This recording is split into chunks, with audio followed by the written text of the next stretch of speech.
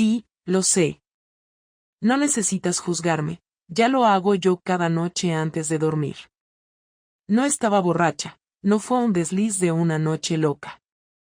Fue algo que, en el fondo, se venía cocinando a fuego lento desde hace años. Lo que nadie sabe es que ese momento marcó el principio del fin de mi matrimonio con Sergio. Sucedió un viernes. Llevábamos años cenando los viernes en casa de los padres de él, una tradición que al principio me parecía entrañable y con el tiempo se volvió una rutina cargante.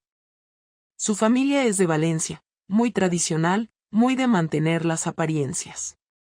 Yo nunca encajé del todo, pero fingía. A veces creo que llevo una vida entera fingiendo. Ese día, su hermano mayor, Iván, llegó más tarde de lo habitual.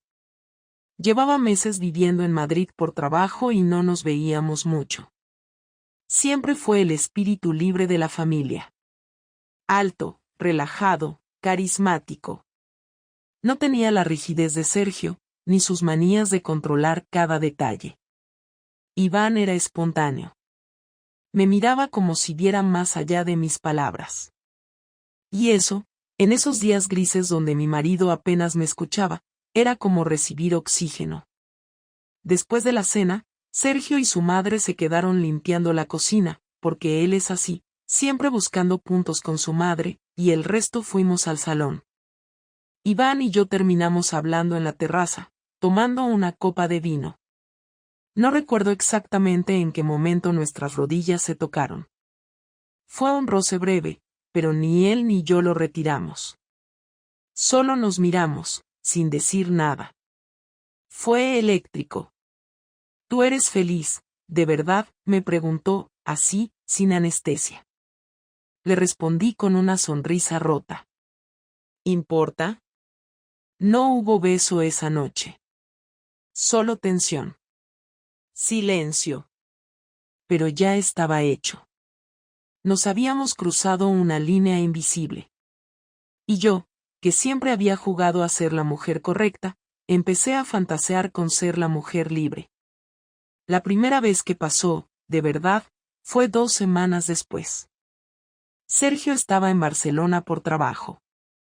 Yo fingí un dolor de cabeza para no ir a la cena de los viernes. Iván pasó por casa al día siguiente con una excusa barata, que se había dejado una chaqueta. La dejó en el respaldo de una silla, y nos quedamos en la cocina. Él ni siquiera pidió permiso. Me agarró la cara con las 2 manos, me miró con una mezcla de rabia y deseo, y me besó como si fuera la primera vez que alguien lo hacía de verdad. Yo no me resistí. No dije esto está mal. No pensé en Sergio. Solo me dejé llevar. Lo que vino después fue una mezcla de culpa y éxtasis. Me duché con fuerza, como si el agua pudiera borrar lo que acababa de hacer. Pero no podía. Porque una parte de mí no quería que se borrara. Cuando Sergio volvió, yo ya no era la misma. No porque estuviera enamorada de su hermano, que no lo estaba, sino porque algo dentro de mí se había desbloqueado. Me sentía viva, deseada. Y lo peor de todo, no me arrepentía. A partir de ahí, mi forma de mirar a Sergio cambió.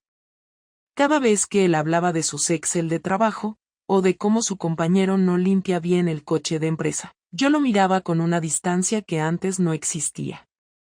No le conté nada, claro. Me comportaba igual que siempre. Pero por dentro, la grieta ya estaba abierta. Y no había vuelta atrás. El descubrimiento no fue como en las películas. No hubo gritos al principio ni escenas de película barata. Fue algo más incómodo, más real. El tipo de momento en que el aire parece volverse más pesado porque sabes que no hay forma de salir limpio de ahí. Todo ocurrió un domingo por la mañana, uno de esos días en que los planes familiares se hacen por obligación más que por gusto. Sergio me había propuesto ir a comer a casa de sus padres porque Iván había vuelto a Valencia por unos días y ya tocaba estar todos juntos. Cuando lo dijo, noté que mi cuerpo se tensaba, aunque intenté que no se notara. Le dije que sí, que claro, que hacía tiempo que no los veía, mientras por dentro me hervía una mezcla de ansiedad y culpa. Durante la comida, todo fue normal en apariencia. Sergio hablaba de su trabajo, su madre opinaba sobre lo caras que están las verduras, y su padre apenas decía nada como siempre. Iván estaba justo enfrente de mí y cada vez que levantaba la vista sentía un nudo en el estómago. No había contacto, ni gestos extraños, pero el silencio entre los dos era otra conversación que nadie más entendía. Cuando su madre fue a la cocina, Sergio e Iván se quedaron discutiendo sobre fútbol. Yo aproveché para ir al baño y, al volver, escuché mi nombre entre sus voces. No supe por qué, pero algo me hizo quedarme quieta, escuchando desde el pasillo. Tío, no hables de ella así, dijo Iván con un tono más serio de lo normal. Solo he dicho que está rara últimamente, respondió Sergio, medio riéndose. Pues no es para que te lo tomes a broma. Su hermano se quedó callado. Yo también. Hubo unos segundos en los que nadie dijo nada y luego Sergio soltó algo que me heló. ¿Qué pasa, Iván? ¿Tienes algo que contarme tú también? No escuché respuesta. Solo el sonido de la silla moviéndose y un silencio que se volvió insoportable. Volví al comedor como si no hubiera oído nada, con una sonrisa tensa. Iván tenía la mirada fija en la mesa y Sergio me observaba de reojo. No hubo más comentarios, pero el ambiente se había roto. Esa noche, cuando llegamos a casa, Sergio me dijo que quería hablar conmigo. Su tono era tranquilo, pero sabía que algo había cambiado.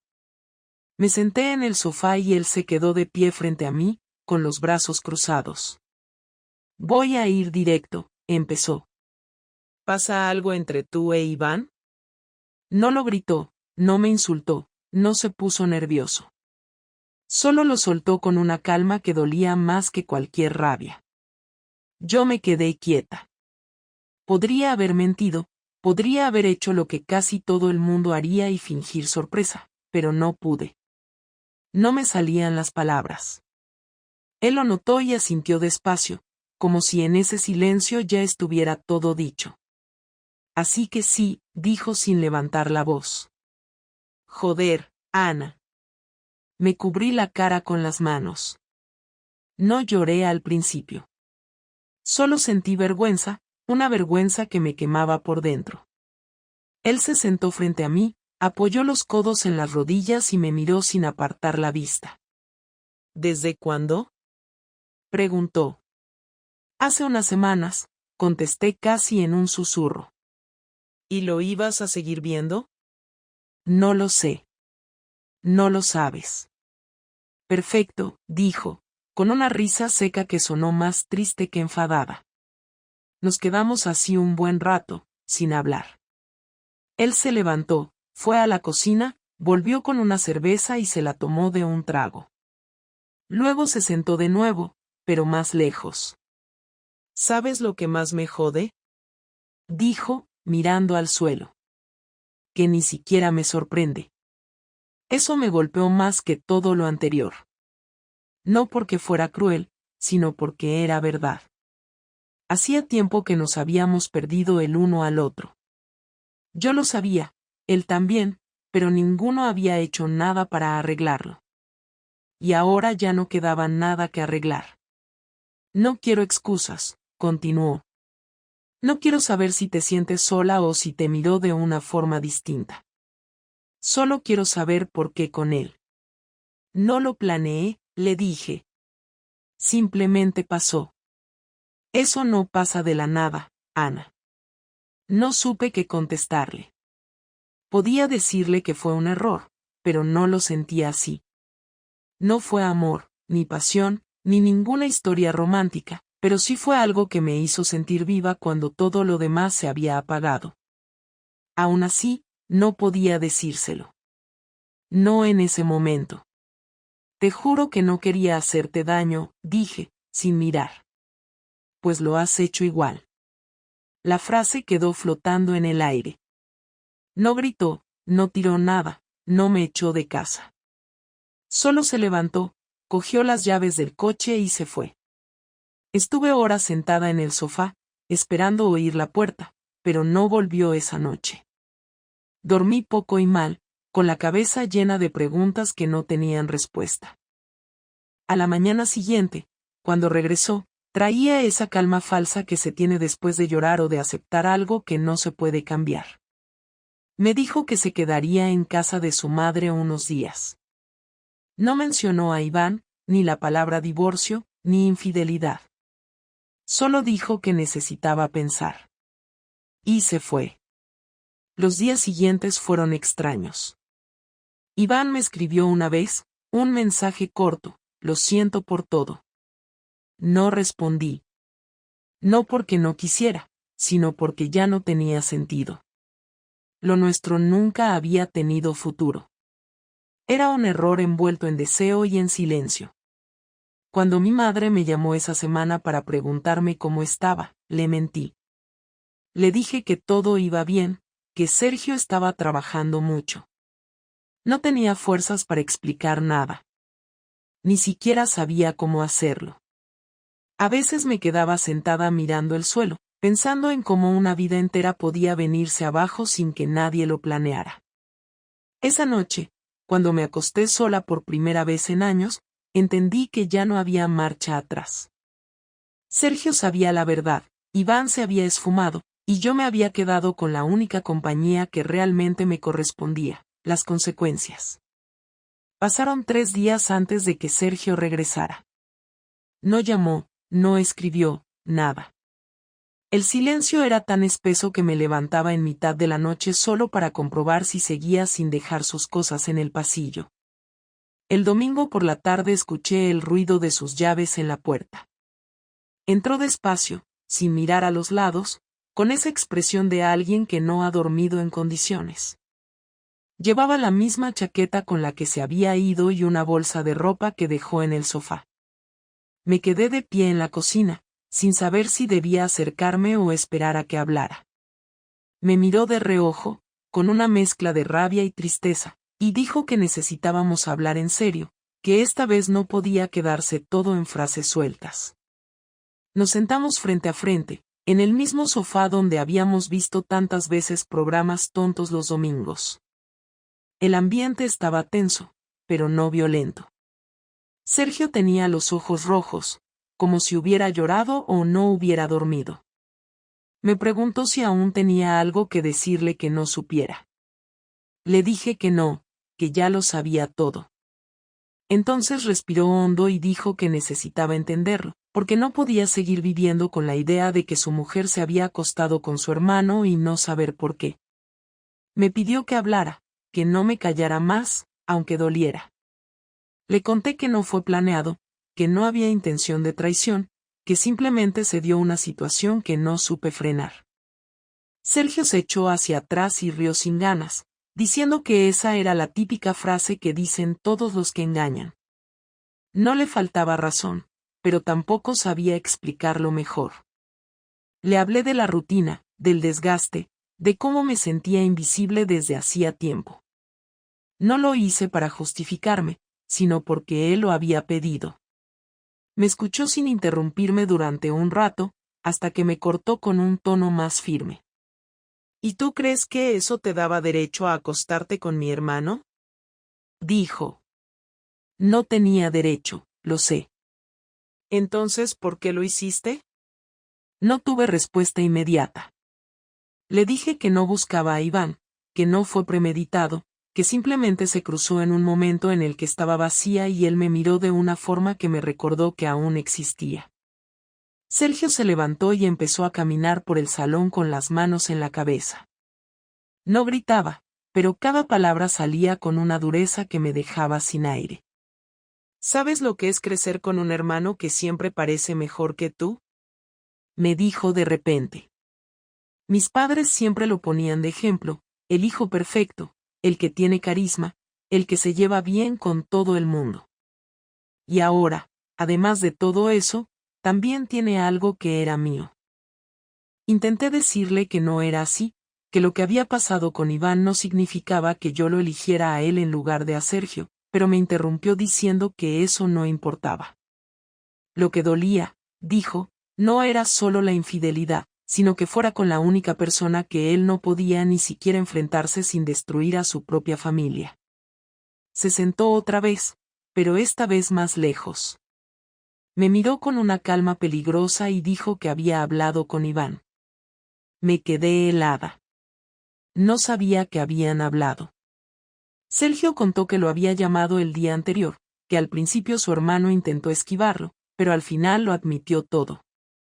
Dijo que Iván le había pedido perdón y que le había asegurado que no quería destruir nada, que fue algo sin sentido. Sergio se rió de nuevo, con una mueca amarga, y añadió que esas palabras no servían de nada, porque el daño ya estaba hecho. Tú eras mi familia, dijo mirándome fijo. Los dos lo erais. Y ahora no sé quién soy dentro de esta casa. Le pedí que me dejara intentar arreglarlo, que podíamos buscar ayuda, hablar con un terapeuta, cualquier cosa que nos ayudara a entender qué nos había pasado. Sergio negó con la cabeza. Dijo que no se trataba de entender, sino de aceptar que habíamos cruzado una línea que ya no tenía vuelta. No puedo volver a la cama contigo sabiendo que te has acostado con él, dijo, y en ese momento su voz tembló por primera vez. Me acerqué despacio, sin saber si debía tocarlo. Él no se apartó, pero tampoco me miró. Le pedí que al menos no tomara decisiones impulsivas, que pensara bien qué quería hacer, que no se fuera sin hablarlo más. Sergio se levantó de nuevo, se acercó a la ventana y dijo que ya había pensado suficiente, que lo que necesitaba era poner distancia. No mencionó la palabra divorcio, pero la dejó flotando en el aire como si ya estuviera decidida. Cuando parecía que la conversación había terminado, se giró de nuevo y me preguntó si Iván significaba algo para mí más allá de lo que había pasado. Le dije que no, que nunca hubo sentimientos. Se quedó mirándome unos segundos y asintió, aunque no parecía creerme del todo. Dijo que eso era incluso peor, porque entonces lo nuestro había muerto por nada, por un impulso que no valía nada. Me pidió que le dejara unos días más en casa de su madre y que no lo buscara. Cuando se fue, cerró la puerta sin golpearla, pero el sonido fue igual de duro que un portazo. Me quedé sentada en el sofá sin moverme. Sentía la garganta seca y las manos frías. En el silencio, lo único que se escuchaba era el reloj del salón marcando los segundos como si contara lo que quedaba de nuestra historia. Esa noche me escribió un mensaje corto: voy a empezar a sacar mis cosas esta semana. No estés en casa cuando vaya. Me quedé mirando la pantalla durante minutos sin saber si contestar. No lo hice. No había nada que decir que no sonara a excusa. Al día siguiente, su madre me llamó. Su voz era fría, medida. Me dijo que Sergio estaba destrozado, que no entendía cómo había podido hacerle eso. Intenté hablar, pero no me dejó. No quiero escuchar nada, dijo antes de colgar. Entendí que en esa familia ya era una sombra. Cuando finalmente me quedé sola otra vez, me di cuenta de que el silencio era lo único que me quedaba. No sabía si Sergio algún día podría perdonarme, pero intuía que yo tampoco podría perdonarme del todo. No voy a mentir, la venganza de Sergio no fue una escena de película con gritos y vasos volando, tampoco fue nada físico, fue fría, inteligente y diseñada para doler donde más me dolía, en la vida que habíamos construido y en la reputación que creía intocable. Lo que él hizo fue hacerse invisible antes de golpear, y ese fue el golpe más demoledor porque no me permitió reaccionar con rabia, solo con estupor. Empezó por lo que cualquiera haría si quisiera asegurarse de no perder nada. Se puso en manos de un abogado y trazó un plan que combinaba procedimientos legales y humillación pública, y lo ejecutó con la calma con la que un cirujano cierra una herida vieja. No hubo amenazas directas ni mensajes incendiarios a altas horas de la madrugada, hubo papeles, sobres, y copias impresas de conversaciones que yo había borrado de mi memoria pero que quedaban en algún sitio porque no todo se borra en la nube ni en la cabeza. Una mañana me encontré la llave de casa en la puerta, con una nota pequeña y limpia que decía que no debía estar en la vivienda cuando él fuera a recoger sus cosas. Y por primera vez supe que aquello no era un enfado pasajero, sino el fin de algo que habíamos llamado matrimonio. Nadie me llamó a gritos, nadie me tiró las fotos de cabeza en la mesa, pero al abrir el buzón había un sobre con mi nombre escrito con la misma letra que la suya y dentro había una copia de la demanda de separación, con fecha y firma, y unas instrucciones claras para retirar mis cosas personales en una franja horaria acordada con su abogado. Lo que parecía un trámite podría leerse como una sentencia porque no me dio tiempo a negociar ni a suplicar. Lo que siguió fue la parte calculada. En menos de una semana, el correo empezó a traer paquetes dirigidos a personas clave, a su madre, con una selección de mensajes impresos en páginas ordenadas, a su padre, con una carta explicándole detalladamente lo que había pasado y por qué no merecía ser tratado como si nada, al trabajo de mi clínica, con un sobresellado para recursos humanos y copias de mis conversaciones con Iván que yo pensé haber gestionado en privado. Sergio no lo filtró con gritos ni con escándalos, lo hizo con papeles y con la tranquilidad de quien sabe que la formalidad arrastra consecuencias, y el efecto fue inmediato. En la clínica las sonrisas se volvieron tensas, las llamadas se hacían en el pasillo y la recepcionista me miraba diferente. En casa de su madre la conversación se interrumpió en seco y los platos se dejaron sobre la mesa como si alguien hubiera muerto, y su padre, que apenas hablaba, me miró con una mezcla de lástima y reproche que me atravesó entero. No era solo que amigos o colegas supieran, era que la información había sido entregada a manos concretas, a personas que podían convertirla en un rumor con efecto dominó, y Sergio lo había previsto todo. Cuando la Dirección de Recursos Humanos me pidió que subiera a su despacho, la cara del jefe la vi como si fuera una máscara, profesional, impasible, pero con una distancia que no me dejó respirar. Me preguntaron por una reunión que nadie me había citado, me mostraron las copias y me dijeron que, mientras investigaban, era mejor que no estuviera en zona de clientes. Me pidieron que me tomara una baja hasta aclarar el asunto. La sensación de que el suelo se abría bajo mis pies fue instantánea.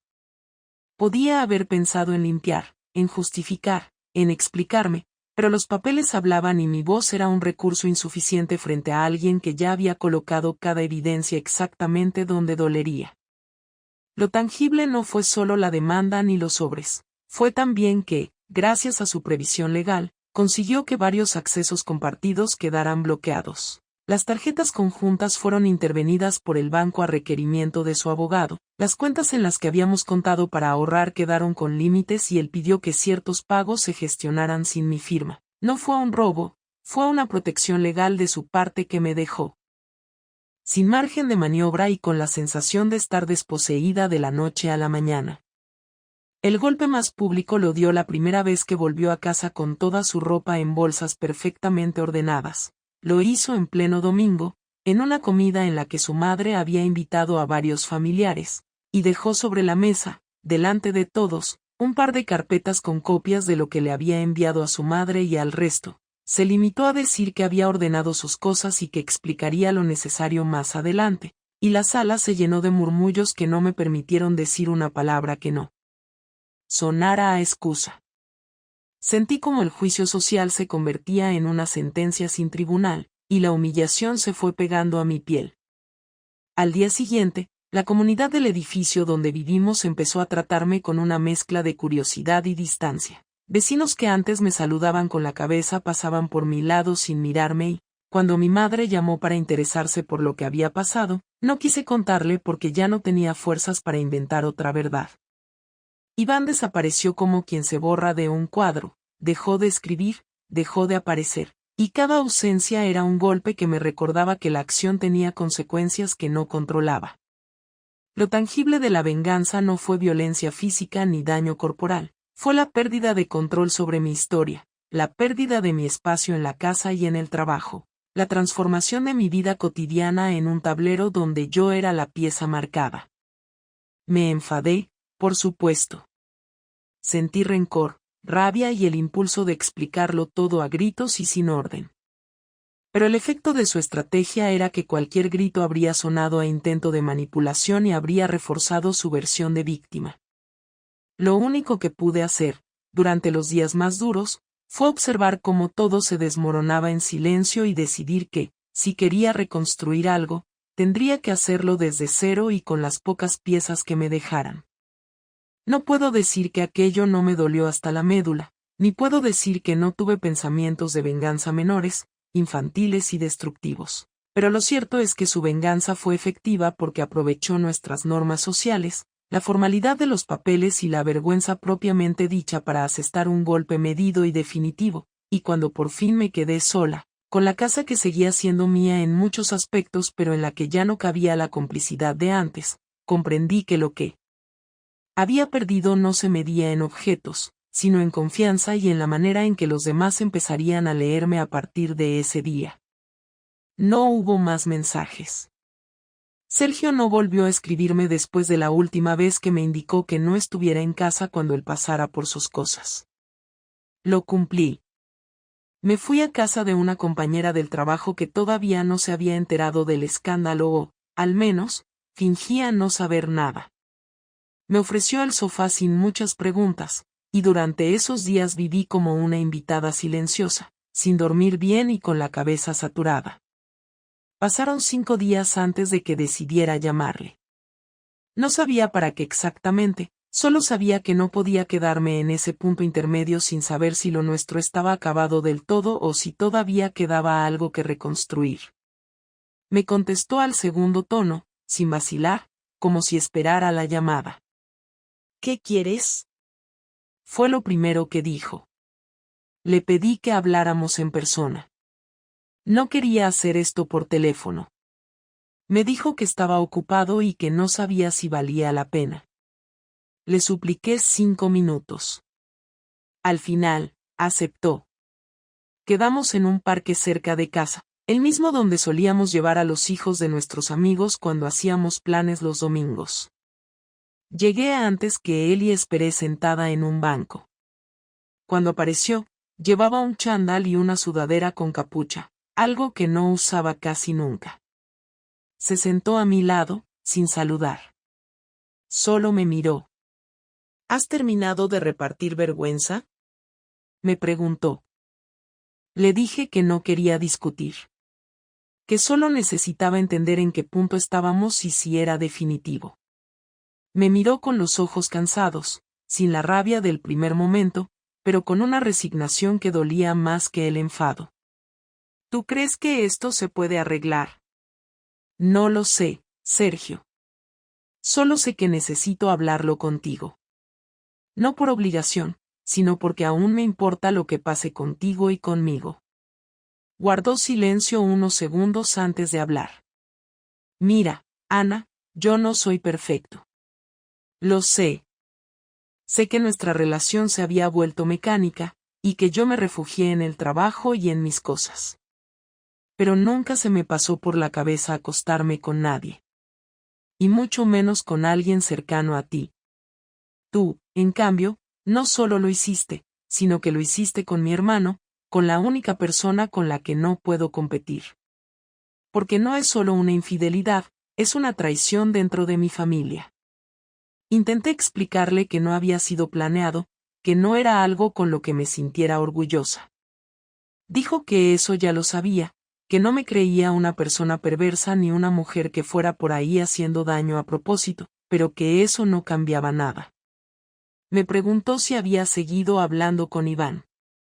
Le dije que no lo había vuelto a ver. Apretó los labios y asintió. No parecía aliviado, solo menos tenso. ¿Y ahora qué esperas? Me preguntó, mirándome de frente. No sabía qué decir. No esperaba que me perdonara, ni que volviéramos a la normalidad, pero necesitaba saber si al menos estaba dispuesto a construir algo nuevo, desde otro lugar. Le dije que no quería que todo acabara así. Que no me negaba a asumir las consecuencias, pero que todavía creía en nosotros, aunque ahora mismo eso fuera casi invisible. ¿Sabes lo que me dolió más? Me dijo, después de unos segundos. Que cuando me enteré, lo primero que pensé fue que igual era culpa mía. Que quizá no te había hecho sentir suficiente. Y eso me rompió, Ana. Me rompió de verdad. No supe qué decir. Bajé la mirada y le pedí perdón. No fue una palabra dicha por protocolo. Me salió del estómago, con toda la honestidad que me quedaba. No te estoy pidiendo que me perdones ahora, dije. Solo que no me borres de tu vida con un portazo. Que, aunque esto se haya roto, no lo tratemos como si nunca hubiera existido. Se quedó mirándome sin decir nada. Se levantó del banco y caminó unos pasos. Luego volvió y se paró frente a mí. Lo que tuvimos existió, y no lo voy a negar, dijo. Pero lo que tú hiciste lo cambió todo. Yo ya no puedo mirar nuestra cama sin pensar en otra cosa. Ya no puedo ver nuestras fotos sin sentirme un idiota. No se trata de rencor, se trata de que la confianza ya no está, y sin eso, no hay nada. Le pregunté si había hablado con un abogado. Me confirmó que sí. Que ya había puesto en marcha el proceso, que lo único que quedaba era firmar. Me ofreció hacerlo de forma amistosa, sin complicaciones. Me dijo que no iba a buscar dejarme en la calle ni quitarme lo que me correspondía, pero que necesitaba cerrar esto cuanto antes. No te deseo mal, Ana, dijo antes de irse. Pero tampoco quiero verte más. Lo siento. Y se fue. Me quedé en el banco varios minutos sin moverme. Ya no tenía sentido llorar. Solo podía aceptar lo que ya era evidente. Lo nuestro estaba acabado, no por decisión mutua, sino por una consecuencia lógica de lo que había hecho. No podía culparle. Lo entendí, quizá más tarde de lo que debería, pero lo entendí. Volví a casa caminando despacio. Al pasar por la puerta del edificio, el portero me saludó con una sonrisa mecánica. La misma con la que saludan a alguien que ya no pertenece a ese sitio. Al llegar al piso, el vacío se sentía aún más evidente. Las cosas de Sergio ya no estaban. Había espacios vacíos donde antes había libros, cajas de herramientas, objetos que parecían irrelevantes y que ahora marcaban la ausencia de una vida entera. Sabía que ese no era el final absoluto, que habría papeleo, llamadas, quizá alguna reunión tensa con los abogados. Pero a nivel emocional, lo que tenía que pasar ya había pasado. Y lo más triste era que, aunque había aceptado todo, no sentía alivio, solo un hueco que antes ocupaba a alguien que me conocía mejor que nadie y que ya no quería ni verme. No hubo reconciliación, ni promesas de volver a intentarlo más adelante. Sergio no se arrepintió de su decisión y yo no tuve el valor de insistir. El proceso legal fue rápido. No tuvimos hijos, no teníamos propiedades en común más allá del piso alquilado, y no hubo peleas por dinero porque él no quiso complicarlo. Se encargó de todos los trámites, me envió cada papel por correo con instrucciones precisas, y yo solo tenía que leer, firmar y devolver. Todo lo que compartimos quedó convertido en un conjunto de firmas y fechas. Una vida desarmada en párrafos impersonales. Firmé sin discutir porque ya no tenía fuerza para luchar por algo que él ya había enterrado. No fui capaz de ir a la última reunión con los abogados. Le di un poder notarial a mi representante y me quedé en casa, frente a una taza de café que se quedó fría sin que le diera un solo sorbo. Esa mañana, cuando todo se resolvió legalmente, no sentí un alivio ni una tristeza extrema. Sentí una especie de silencio interno que no sabía cómo gestionar. Había perdido a Sergio, eso era evidente, pero también había perdido algo más difícil de definir. Perdí el respeto de mucha gente que me rodeaba, la confianza de colegas que antes me valoraban, y perdí esa imagen de mí misma que había construido con tanto cuidado, esa idea de ser una persona correcta, una buena pareja, alguien que al menos se esforzaba por hacer lo que debía. Las consecuencias sociales no fueron menos dolorosas que la ruptura en sí. Me pidieron la renuncia en la clínica unas semanas después. No fue una carta de despido formal, fue una conversación con la gerente en su despacho, en la que me dijo que ya no se sentían cómodos con la situación, que los rumores estaban afectando el ambiente de trabajo, y que creían que era mejor para todos si me tomaba un tiempo. Me ofrecieron una compensación mínima y me pidieron discreción. Acepté. No porque estuviera de acuerdo, sino porque ya no tenía energía para enfrentarme a más personas que me miraban con esa mezcla de decepción y morbo. Salí por la puerta principal con una caja pequeña con mis cosas, y ninguna de mis compañeras se despidió. Me convertí en alguien incómoda. La mujer que lo arruinó todo por acostarse con el hermano de su marido. Durante semanas no hablé con nadie. Ignoré llamadas de mi madre, no respondí mensajes de antiguas amigas, y evité cruzarme con conocidos por la calle. Me pasaba los días entre la cocina y el salón, leyendo sin prestar atención, comiendo sin hambre, durmiendo a ratos. Me daba cuenta de que estaba atravesando algo parecido a un duelo, pero no tenía nombre ni ritual. No había funeral para lo que yo había destruido. Solo quedaba aceptar el aislamiento como parte del precio. Una noche, después de varias semanas sin contacto, decidí escribirle a Iván. No para pedirle nada. Solo para cerrar el círculo. Le dije que no lo culpaba, que sabía que los dos habíamos fallado, pero que ya no tenía sentido seguir en silencio. Le deseé que estuviera bien y que encontrara lo que fuera que estuviera buscando. Su respuesta llegó 2 días después. Me escribió que se había mudado a otra ciudad, que no quería mirar atrás, que esperaba que algún día pudiera perdonarse a sí mismo y a mí. No hubo declaraciones de amor ni arrepentimientos apasionados. Fue breve, distante, casi protocolario. Lo agradecí. Necesitaba que también él cerrara esa puerta. Con el paso del tiempo, volví a hablar con mi madre. Me escuchó sin interrumpirme y cuando terminé de contarle todo, no me regañó.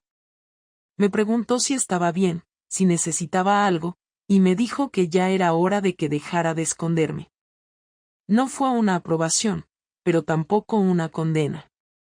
Era algo parecido a lo que necesitaba, un poco de neutralidad. Gracias a ella, poco a poco empecé a salir de casa, primero para hacer la compra, luego para caminar sin rumbo. No me sentía bien, pero empezaba a moverme. Ahora, meses después, no puedo decir que haya superado nada. Solo que estoy aprendiendo a vivir con ello. No he vuelto a tener pareja ni lo busco. Me fui del barrio y empecé a trabajar en una oficina pequeña como recepcionista, lejos de todo lo que me recordaba a mi antigua vida. No soy la misma persona. Ya no pienso tanto en lo que los demás esperan de mí. Tampoco me esfuerzo por justificar mis actos. Sé lo que hice. Sé lo que causé. Y vivo con ello. A veces me acuerdo de Sergio, pero ya no como la persona que podría recuperar, sino como alguien que fue importante y que se alejó con razón. Me gustaría que estuviera bien. Que haya vuelto a construir una vida sin tanto peso. Sé que no me va a perdonar, y está bien. No lo necesita. Lo que importa ahora es que yo he aprendido algo. No es una lección inspiradora. No es una historia con moraleja. Solo es un hecho. Cuando traicionas la confianza de alguien que te quiere, no hay forma de que todo vuelva a ser igual. Puedes pedir perdón, puedes explicarte, puedes llorar, pero el daño sigue ahí. Lo que sí puedes hacer es no repetirlo. Es vivir con la consecuencia sin maquillarla. Asumir el lugar que ocupas en la historia y aceptar que no eres la víctima, aunque a veces también te duela. Y eso es lo que hago. No me justifico, no me escondo, pero tampoco me lamento todos los días. Solo intento vivir de una forma más sincera, aunque sea más sola. No sé si algún día volveré a tener algo parecido a lo que tenía, pero al menos esta vez, si lo tengo, sabré que las decisiones no se borran, y que lo que haces en un momento también se queda contigo cuando todo ha terminado.